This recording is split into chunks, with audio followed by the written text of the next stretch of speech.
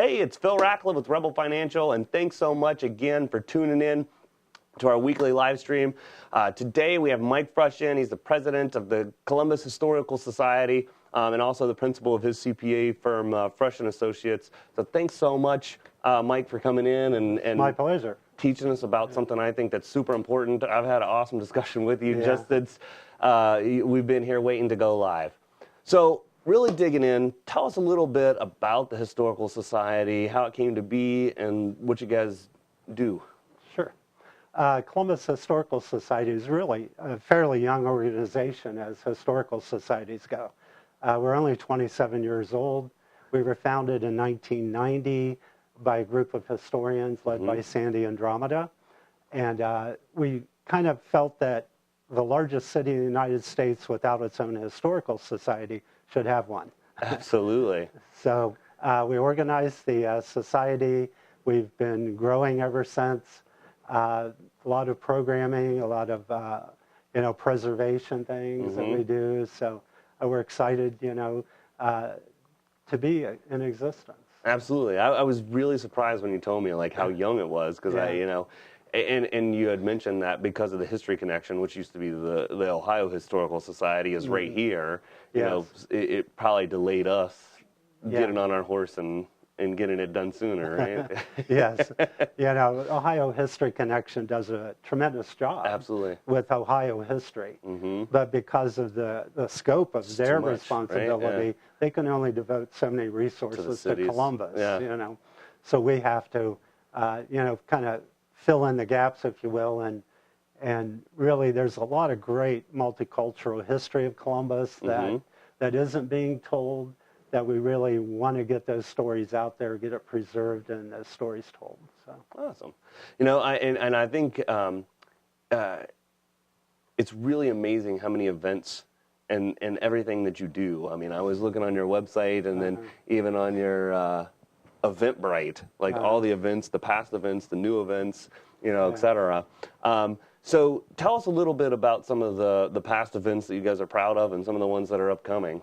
Well, we've done a tremendous amount of prior events.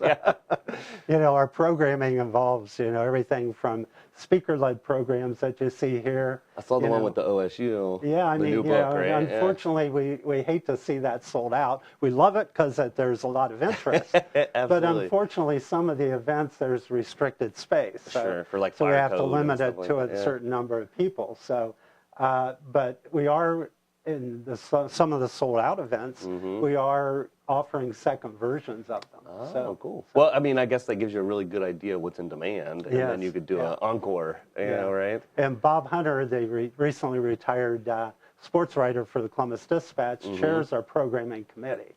So Bob and his group do a tremendous job in organizing, our future events and things like that. And you've got a great site of just showing all the past ones and the future ones, and then you can look it up on Eventbrite and actually RSVP really easy online. ColumbusHistory.org. Yeah. That was one of my things that I thought, just because before I had met you and talked to you just now, I was just looking at all the stuff that you do, and I was like, wow, they must have a pretty big staff and so because of all the stuff you do. Yeah. So how many people work? We actually have one paid staff member, believe it or not. That is wild. One associate director.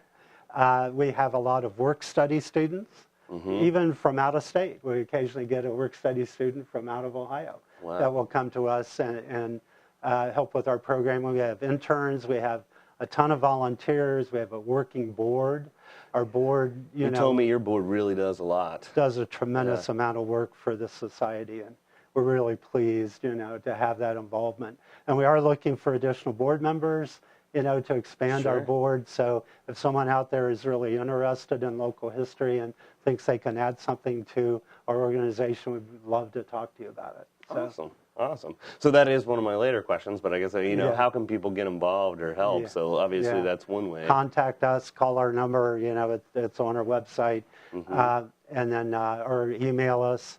We'd love to talk to you, if you want to volunteer, if you want to be on one of our committees, whatever it is. We'd love to talk to you. And then you guys recently got a new building as well, too. So tell us a little bit about that and how it's coming along. Yeah. For the 5-year period from roughly 2011 to 2016, we were at COSI. and we had about a 2,000 square foot exhibit space there, plus offices and archives. COSI last year advised us and WOSU TV that they needed our space for their new dinosaur exhibit, which we think is great for the city of Columbus, but it made us homeless.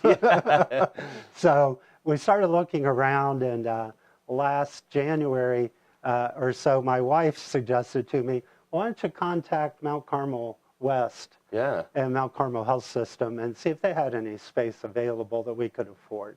So I contacted them.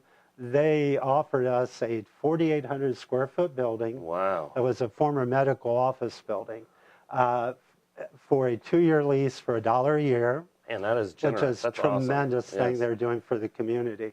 As long as we pay the utilities and maintenance. So we went out to some of our supporters, requested funding. We got the funding for the utilities and maintenance, and we moved in about a month ago. So. And you had told me that you and Sandy have been really working hard to get some exhibits up in there as well, too. Yeah. Right? We moved in about a month ago. September 8th was our open house, which drew about 125 people, which was great. That's awesome, yeah. But we only had about a 2-week period there to put together the building and exhibits. Sandy Andromeda, who was, At least our it's not founding, tax time, right? our founder, Sandy Andromeda, and I, and Sandy did probably 80% of the building of the work in the building, and Dick Barrett and Ron Woodman came in, and Arnett Howard brought in a music history exhibit, and within a matter of 2 weeks, we had 9 exhibits in the building on different topics, and it was very well received at our reception. So. Cool. So, of all the stuff we've been talking about, and then all the events that you do, so where do all your ideas come from? Come from our board, probably our committees. We have really strong committee structures. When we started the organization in 1990, I visited the Chicago Historical Society and talked to one of their curators there, and just to get some ideas. And he said, you guys are getting started too late. And, he said, you're never going to accumulate any archives or anything. Well, in the past 27 years, Columbus, community has proved him wrong. We've been donated some tremendous artifacts. That's awesome. We've been, able to access local collections of history where we don't have the artifacts. So even though there was no institution doing it, there were a lot of people that cared a lot that It's all the volunteers, the board, the community itself. Great support, and we sincerely appreciate it. Oh, awesome. So I saw on there one of the things that intrigued me, that you guys do tours, and you have a few different versions of it, plus you even do private ones. Yes. Tell us a little bit about that and how it works. Yes. This summer, we kind of let a little bit of that slide because of our move to the new location. Sure, you've been But busy. we normally offer monthly tours on the 4th Saturday of the month. We will have one in October.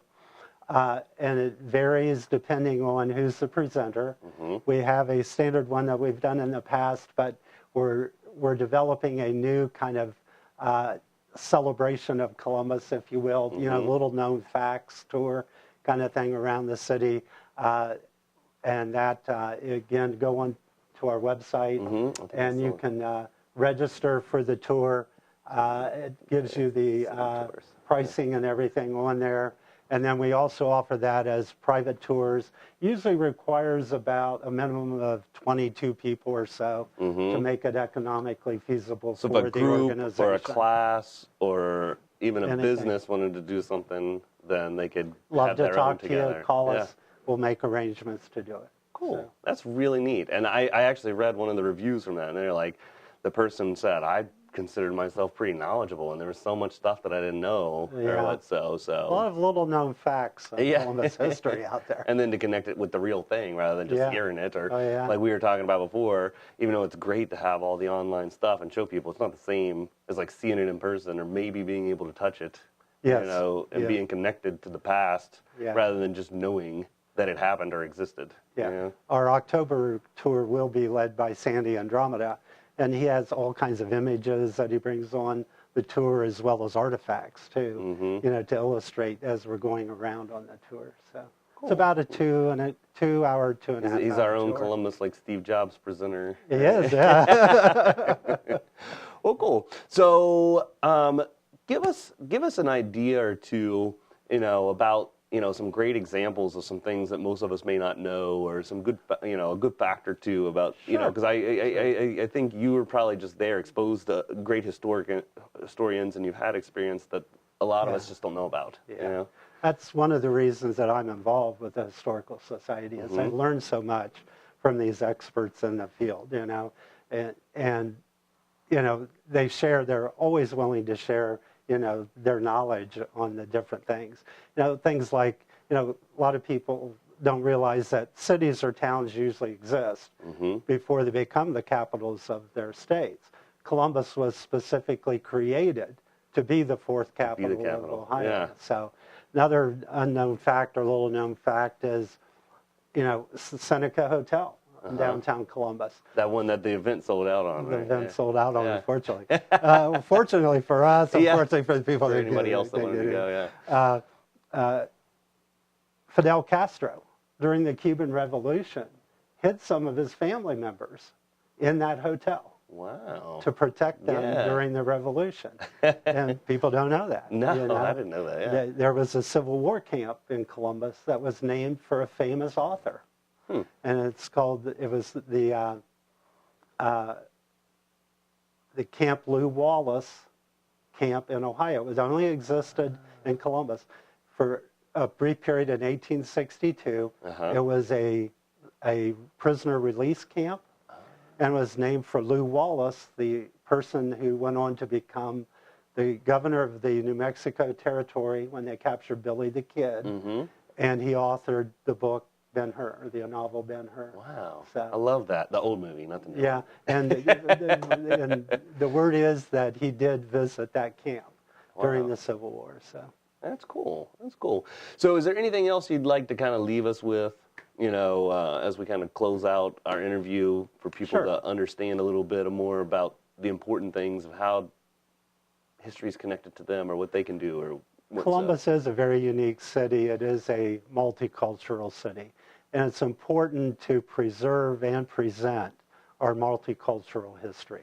It's all cultures have contributed to the success of Columbus and the growth of Columbus over the years. And that history needs to be known throughout the community, because if you know the heritage of the different cultures, you have a respect for each other, and you can work together in solving our issues and problems. It's not someone versus someone else. It's maybe our tribal origins. You understand where they're coming from. More recent history is a lot better, and we are better for it. Yes. Yeah. That's true. Awesome. Well, thanks so much again, Mike, for coming in. It was my pleasure. I think it's awesome to learn about this, and we appreciate what you and the board and all your volunteers are doing, and because that's a lot of work, and that's an awesome community service that you guys do. It's a passion, and we enjoy doing it. Well, good deal. Thanks again. Thank you guys for sharing part of your end of the week, beginning of the weekend, whatever it is for you. It's beautiful outside. It should be a great weekend. Hope you learned something. Go out, take a tour, get involved. Do some of their great events. You just got to go to the Eventbrite, and you can RSVP or get a ticket or what. So join us next week. And, of course, if there's anything that we can do for you anytime, give us a ring, email, social media, etc. So have a good weekend.